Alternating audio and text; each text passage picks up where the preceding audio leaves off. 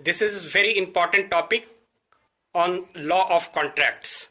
I will talk to you with dual medium, English as well as Hindi, for better understanding.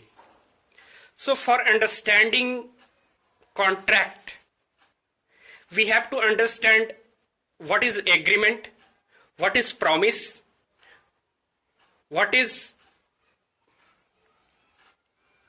offer and acceptance. Dear friends, Section 2E of Contract Act defines every promise and every set of promises forming the consideration for each other. This is the definition of agreement.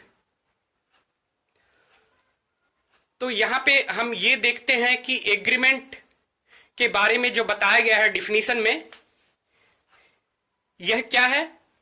यह promise है या set of promises हैं, बहुत सारे promises हैं जो एक दूसरे के कंसिडरेशन के रूप में कार्य करते हैं.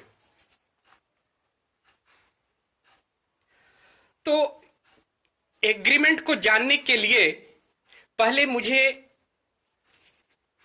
आपको प्रॉमिस के बारे में बताना पड़ेगा कि प्रॉमिस क्या होता है, क्योंकि एग्रीमेंट के डिफिनेशन में प्रॉमिस का जिक्र हुआ है. तो हम अब सेक्शन 2B जो प्रॉमिस को डिफाइन करते हैं उसको पहले हम पढ़ते हैं कि सेक्शन 2B क्या कहता है. Section 2B, when the person to whom the proposal is made signifies his assent thereto, the proposal is said to be accepted. Proposal when accepted become a promise. तो यहां अब हम ये देखते हैं कि प्रॉमिस क्या है कि जब एक व्यक्ति दूसरे व्यक्ति को प्रपोजल करता है और दूसरा व्यक्ति उससे प्रपोजल से सहमति व्यक्त करता हो.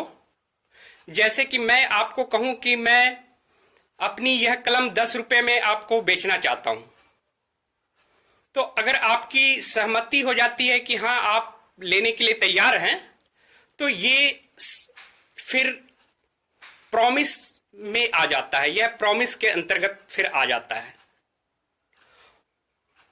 क्योंकि मैंने ऑफर किया, आपने एक्सेप्ट किया, तो इस तरीके से ये प्रॉमिस बन जाता है. और एग्रीमेंट क्या होता है कि जब कोई प्रपोजल एक्सेप्ट कर लिया जाता है तो उसे एग्रीमेंट कहते हैं. जैसे मैंने आपको ऑफर किया पेन के बारे में 10 रुपए में खरीदने के लिए, और आपने यह मेरी बात को स्वीकार कर ली, एक्सेप्ट कर ली और आपने सहमति दे दी, तो यह एग्रीमेंट में कन्वर्ट हो जाता है. यानी कि एग्रीमेंट का मतलब होता है कि ऑफर और प्रपोजल प्लस एक्सेप्टेंस, तो ये एग्रीमेंट कहलाता है. अब हम आते हैं कॉन्ट्रैक्ट, कि कॉन्ट्रैक्ट क्या होता है.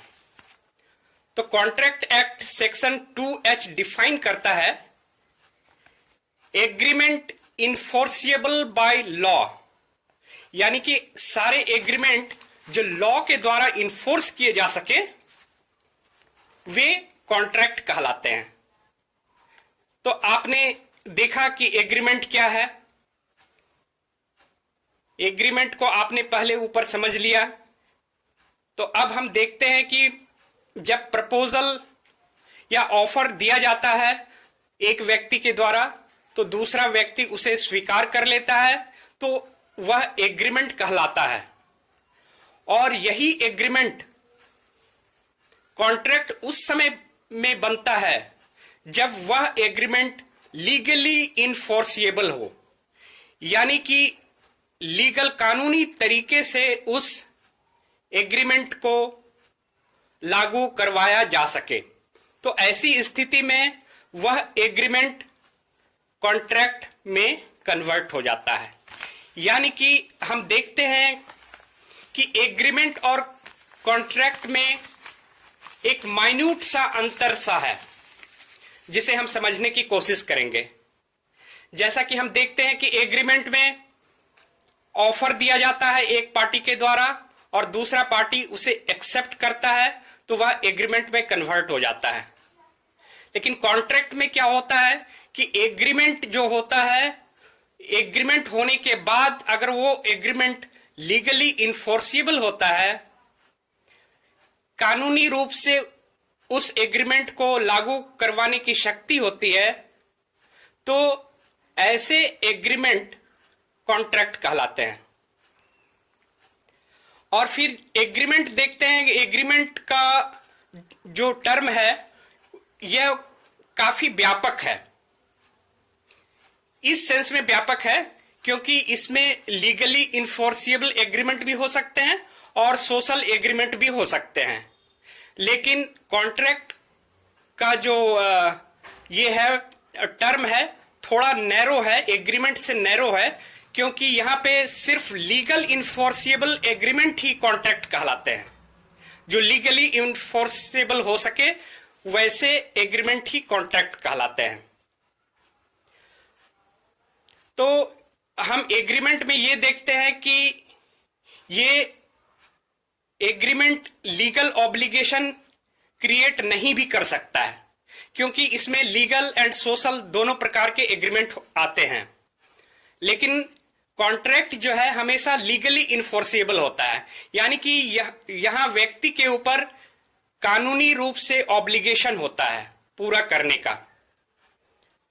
एग्रीमेंट, सारे एग्रीमेंट कॉन्ट्रैक्ट नहीं होते हैं, लेकिन हम कॉन्ट्रैक्ट में देखते हैं कि जितने भी कॉन्ट्रैक्ट होते हैं वे सारे एग्रीमेंट होते हैं, क्योंकि कॉन्ट्रैक्ट होने के लिए एग्रीमेंट का होना जरूरी होता है और एग्रीमेंट लीगली इन्फोर्सेबल होना जरूरी होता है। तो इस तरीके से हम देखते हैं दोस्तों कि हम इन दोनों के डिफरेंसेस को हम इस तरीके से समझ पाते हैं। इसके साथ ही अगले सीरीज में मैं किसी और टॉपिक के बारे में बात करूंगा। जय हिंद।